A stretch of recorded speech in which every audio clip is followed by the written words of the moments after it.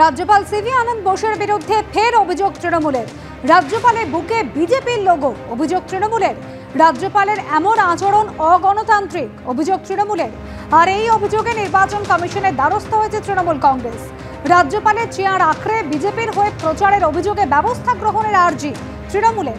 রাজ্যপাল যাতে নির্বাচনী প্রক্রিয়ায় হস্তক্ষেপ না করেন তা সুনিশ্চিত করার আবেদনও কমিশনে জানিয়েছে তৃণমূল।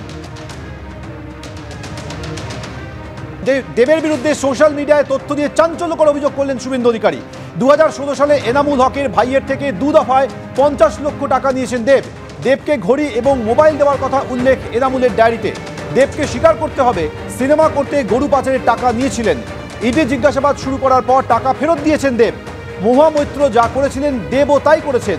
ডায়েরির পাতা পোস্ট করে দাবি বিরোধী দলনেতা শুভেন্দু অধিকারী।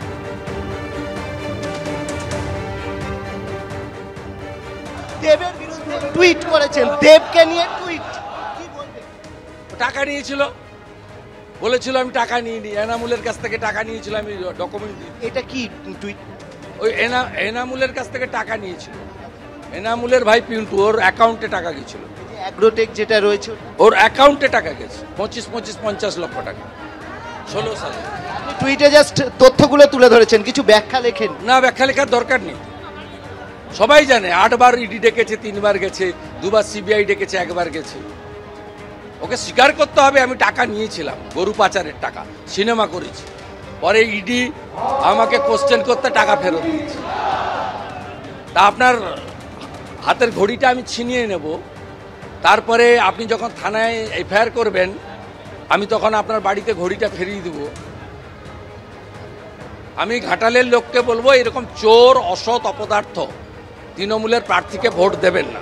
লিস্ট রয়েছে, মোবাইল, ঘড়ি, বিভিন্ন ক্ষেত্রে। মহামৈত্র যা করেছিল ও তাই করেছে। ওটা এনামুলের ডায়েরির পাতা, এনামুলের ডায়েরির পাতা, আমি সেটা দিয়ে দিচ্ছি। এ প্রসঙ্গে ঘাটালের বিজেপি প্রার্থী হিরণ কি বলেছেন শোনাবো।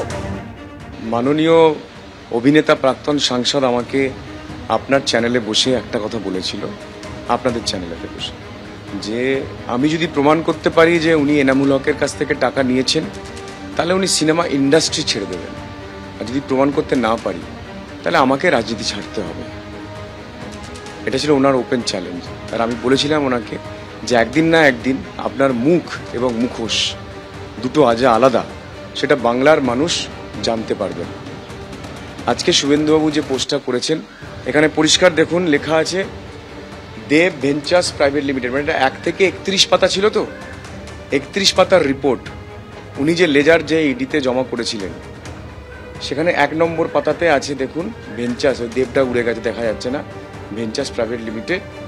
এখানে দেখুন আরণ্যক ট্রেডার্স লেজার অ্যাকাউন্ট। এই আরণ্যক ট্রেডার্সটা কে? এটাই তো এনামুল হকের কোম্পানি।